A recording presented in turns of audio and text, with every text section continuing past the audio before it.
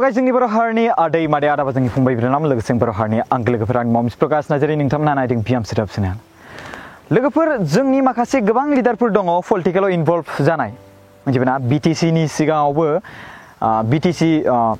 Accord जानायनि सिगां जोंनि बर'फोरनि गेजेरावबो गोबां माखासे साफा सानै गोबां पलिटिकेलाव हाबनाय माखासे लिडारफोर दंमोन मिथिबायना। स' दासिबांहाय जोंनि बिटिसि एकर्डनि गेजेराव आरो बिनि गेजेराव दायो जोंनियाव बिटिआर जाफैबाय नङा होमबा। बिटिसिआ 10 फेब्रुवारि 2003 आव जादोंमोन। दायो नैबे 2020 आव 2020 जानुवारियाव जोंहा बिटिआर एकर्ड जाबाय। लोगोफोर जोंनि बर' हारिनि गेजेराव ओरैबायदि लिडारफोर दङ जाय गावसोरखौ गोबां गोरों सानो आरो गावबा गाव पलिसि दानानै लानो हायो बा बे पलिसिखौ आं दागोन बे पलिसिखौनो मानिना लानांगोन। ओरैबायदि दङ जोंनि बर' हारिनि गेजेराव। जों पलिटिकेलाव हाबाखै, जों पलिटिकेलाव दासिमबो इनभल्भ गैया, जों ओरैबायदि उन्दै गथ' बाट जोंनि खोथाया इसेबां महत्वपूर्ण नङा, इम्पर्टेन्ट नङा। बा जोङो गावनि नाजानायजों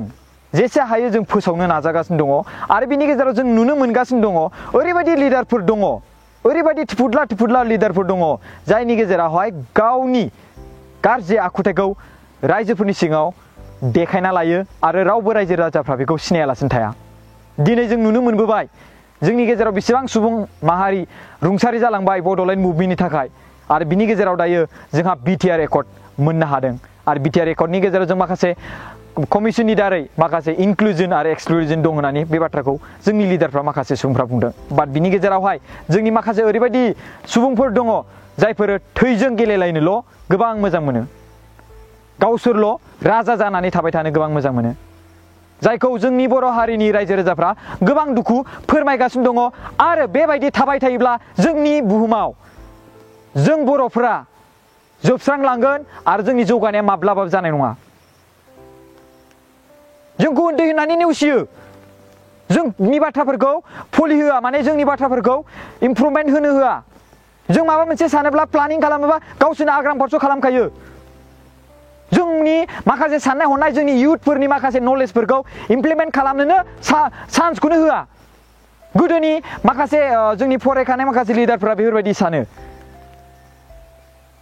जोंनावबो माबा मोनसे थांखि थायो, बै थांखिखौ लानानै जोंबो बे संसाराव जिउ खुंनानै थांनानै थानो फेमिलि बानायनायनि माखासे सिमां दङ। नोंसोरल' जुदि गेदेर गोलाव जानानै थांबाय थायोब्ला जों मा मावनानै थाबाय थागोन? आरो नोंसोरनो गिदिर गोलाव जानानै जुदि गावजों गावनो नांलाय खमलाय दावराव दावसि जाबाय थायोब्ला जों मा खालामबाय थागोन? जों गथ' गथायफ्रा। नोंसोरथ' जोंनिफ्राय बिराद गेदेर मानसि, जोंनिफ्राय गोबां गोरों गोरा, अबा माबा डिग्रि हल्दारनो मा हल्दारनो सोरबा अबा खामानि मावहैनो हायो। बेफोरबायदि जावलाबाय थानाय, गावथारलायनो नाजानाय पलिटिकेलखौ मा मोनना लादों? पलिटिकेल पावारा मोनसे समाजखौ सिबिनो थाखायसो, समाजखौ मोनसे दैदेननो थाखायसो मोनसे पावार। जायगायाव ओनसोलाव माबोरै डेभेलप खालामनांगौ, सेन्ट्रेल सरकारनिफ्राय मोननाय पावार बा सेन्ट्रेल गभर्नमेन्टनिफ्राय माखासे मोननाय फन्जि, सेन्ट्रेल गभर्नमेन्टनिफ्राय जों बैफोर फुन्जिखौ लानानै जोंनि एरियाखौ डेभेलपमेन्ट खालामनो हायो। माखासे एग्रिकालचारनि सायाव, इरिगेसननि सायावहाय स्कुल कलेज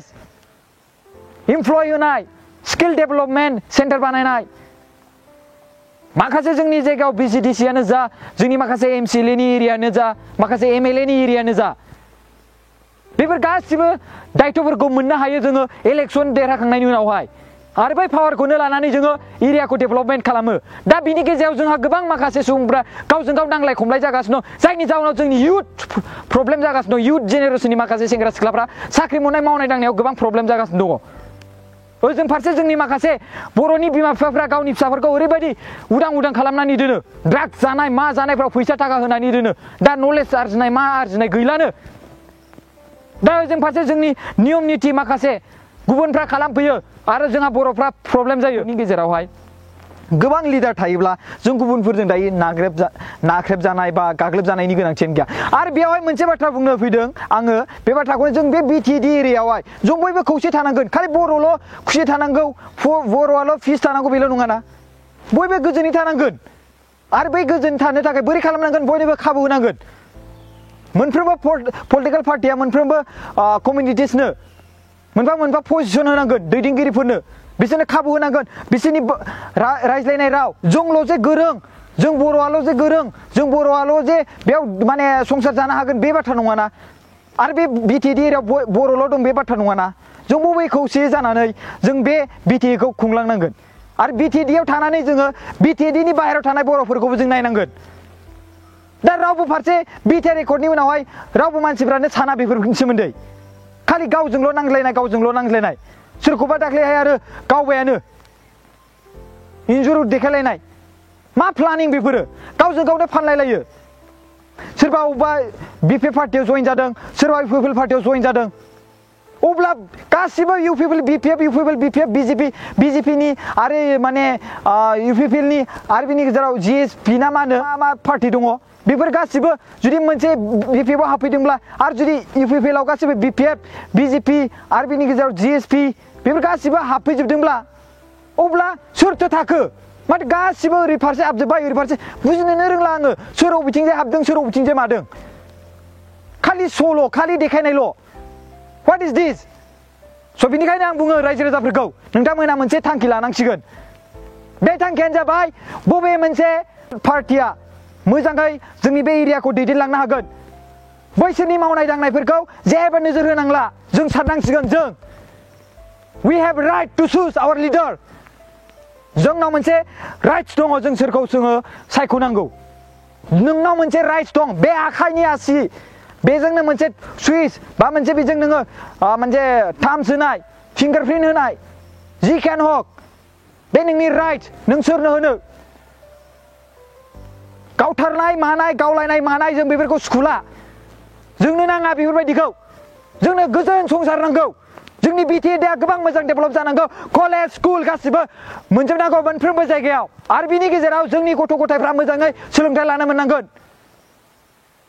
मोनसे बाथ्रा बुंनो थाङोब्ला जिएनबिफोराव फरायनाय मानसिफ्रा गोबां गोरों गोरा जायो बाट आस'खान्दा गावनि बर' हारिनि माखासे रावखान्थिफोरखौ बावगारलाङो जों बाजाया फरायनाङा फराय बा जोंनि माखासे रावखान्थि आसारखान्थि बेफोरखौबो सोलोंनांगोन जायनि जाहोनाव जों नुगासिनो दं प्रेजेन्ट सिटुएसन माखासे बेफोरो सुबुंफोरा जोंनि सरकाराव हाबहां जागासिनो दङ स' बिसोर सुबुंफोरखौबो आं बुंनो थाङो इंलिस रायज्लायनो रोंनायल' गोरों जाया नोंथांनि बुंनाय मथेबा मा आं इंलिस रोङाबा आं जेबो रोङा नामा मा बुंनो थांदों गोजान जायगायाव फरायनानै फैगोन आरो बेयाव मोनसे सरकार दानायनि बा माबा मोनसे ओरैबायदि सोलोंनाय माबा मोनसे निउ नलेज खालामनानै फैगोन बाट खालाम जों जेबो अरजाया बाट गोजान जायगायाव नोङो जेब्ला फरायदों आरो नैबे एरियायाव फैनानै नायफैयोब्ला बे बिराद डिफारेन्स जायो सिगांग्रो बेखौ नायग्रो बिजिरग्रो एनालाइज खालामग्रो सोलोंग्रो मा जायगा जादों बेवहाय मा जाथाय जादों बेवहाय बे जायगायावहाय बेफोरखौ जों सोलोंग्रोनांगोन नायग्रोनांगोन बिनि रायजो राजाफ्रा माबायदि थासारियाव दङ बिसोरनो मा नांमारगौ रियेलि मा जाथाय जामारदों लिडारफ्रा मा मावमारगासिनो दङ सब बैफोरखौ गोजानाव थांनानै फरायनानै थाहैदोंना बैफोर नलेजखौ आरजिनानै बेवहाय नायबिजिरफैनांगौ एनालाइसिस खालामफैनांगौ after analysis you can say everything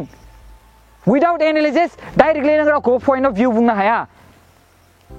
जुदि नों बेफोरबायदि बुङोब्ला रायजो राजानि सिगाङावनो नोंहा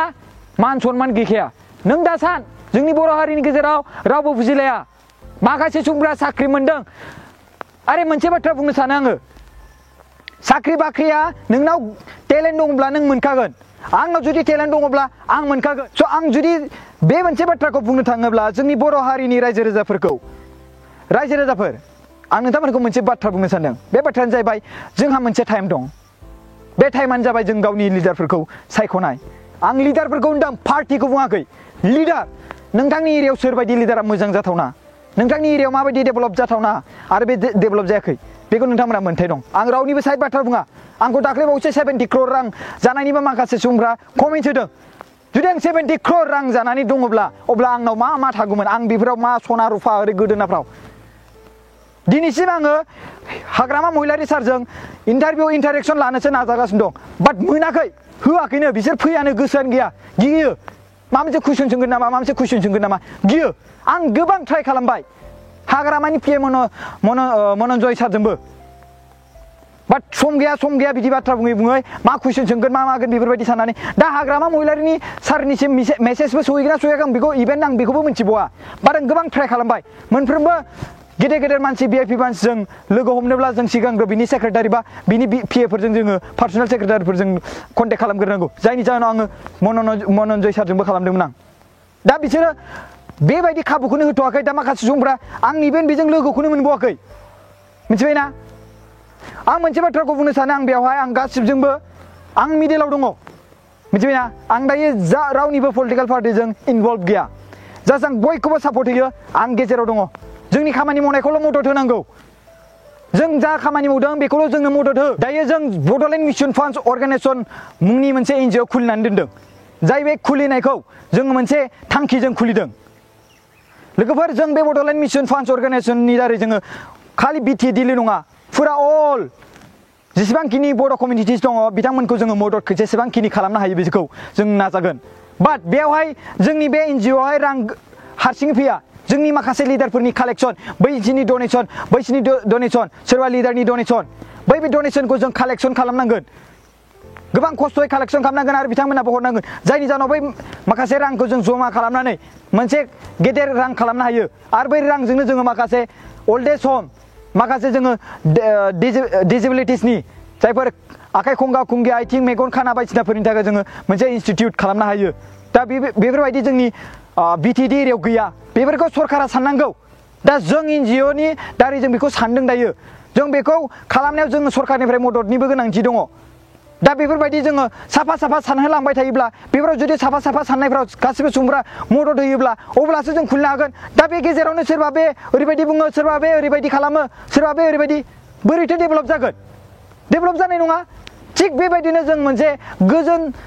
सरकार नांगोन जोंनो थाखाय दा नोंथांमोना बबे सरकारखौ मोजां मोनो जोंनि थांनाय रुलिं पार्टि बिपिएफ पार्टिखौ मोजां मोनो ना गोदान इउपिपिएल पार्टि जाय फैगासिनो दङ बेखौ मोजां मोनो बेफोर नोंथांनि सायाव बेफोर नोंथांमोननि सायावहाय नोंथांमोना सोरखौ सापर्ट खालामो बाट जों